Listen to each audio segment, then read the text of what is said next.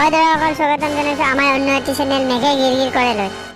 আমাৰ তাত উপস্থিত আছে দুজনকৈ ষ্টেণ্ড কৰা ল'ৰা, এজন ছোৱালীও আছে।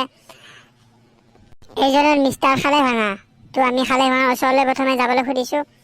তো খালে ভাঙে, তো আপুনি কওক কেনেদৰে পৰিছিলে, কেনেকুৱা কি কৰিছিলে, কেনেকুৱা কি মানে সকলো কওক। হয়, কি কমে মই কি কম। হে কি ক'ম বোলে, তো কেনেকৈ বচিলে এইবিলাক কো সি চাবি লাইভ চলি আছে, মানে শুনব লাহে লাহে আকৌ।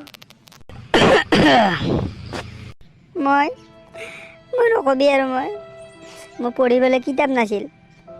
হা কিতাপ নাছিলে কেনেকৈ বচিলে? মই আইফোনত পঢ়িছিলোঁ। মই পঢ়িবলৈ কিতাপ নাছিল, মই আইফোনত পঢ়া মই PDF ডাউনলোড কৰি পঢ়িছিলোঁ মই। হয় নিশ্চয় আপোনালোকে শুনিছে, এয়া কি দুখ, তেওঁ পঢ়িবলৈ কিতাপ নাছিল, তেওঁ ফোনত পঢ়িছিল।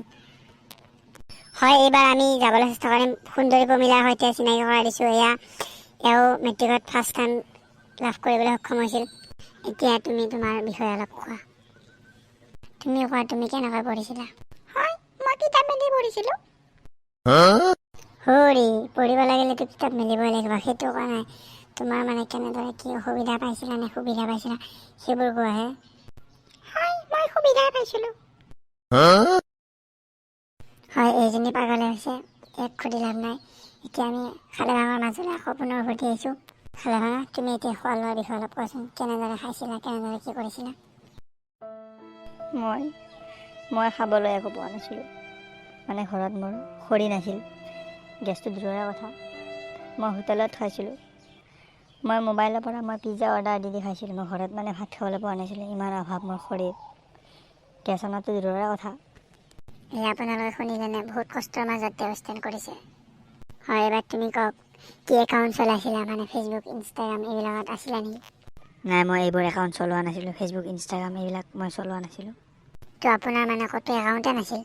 হয়, এটাত আছিল, মোৰ SBIত একাউণ্ট আছিল। SBI? তো আপোনালোকে নিজে শুনিছে, তেওঁৰ বোলে SBI একাউণ্ট আছিল।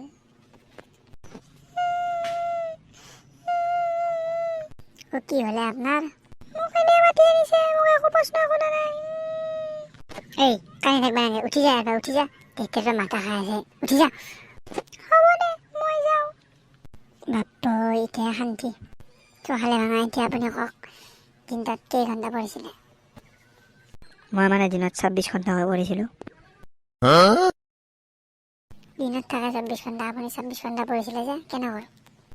মানে মই খোৱা লোৱা হাগামুতা কৰোঁতে 2 ঘণ্টা গৈছিল, আৰু মই খোৱা লোৱা হাগামুতা সম্পূৰ্ণৰূপে বাদ দিছিলোঁ। গতিকে মই সেই 2 ঘণ্টাটো 24 ঘণ্টাৰ লগত যোগ কৰি যেতিয়া 26 ঘণ্টা পঢ়িছিলোঁ। সদৰসকল আপোনালোকে নিশ্চয় গম পাইছে, তেওঁ 26 ঘণ্টা পঢ়িছিল। কি মেধাৱী ছাত্ৰ, সেইকাৰণে তেওঁ ষ্টেণ্ড কৰিছে। তো এতিয়া আপুনি কওক, মেট্ৰিকত কিমান নম্বৰ পাইছিলে মুঠ? মই মানে 600ৰ ভিতৰত 610 নম্বৰ পাইছিলোঁ। তো আপোনালোকে গম পাইছে, তেওঁ 610 নম্বৰ পাইছিল। এটা কথা কম, যদি অসমত এনেকুৱা 10-12জন ল'ৰা ছোৱালীয়ে ষ্টেণ্ড কৰিলে হয়, তেতিয়াহ'লে নিশ্চয় অসম গৈ আমেৰিকাক তল পেলালে হয়। তো আপুনি এটা আমাক গান মাৰি শুনাওকচোন।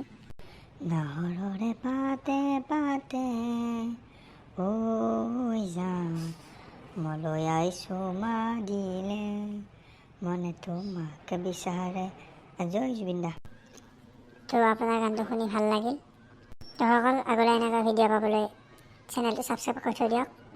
আৰু লাইক, কমেণ্ট, শ্বেয়াৰ কৰিবলৈ নাপাহৰিব।